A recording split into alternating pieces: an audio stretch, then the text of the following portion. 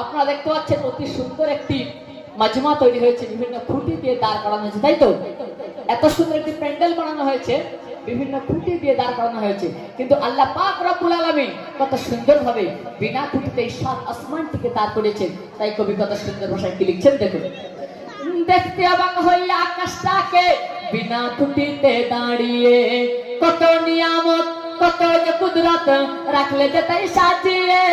দেখতে অবাক হইয়া আকাশটাকে বিনা খুঁটিতে দাঁড়িয়ে, কত নিয়ামত কত যে কুদরত রাখলে যে তাই সাজিয়ে।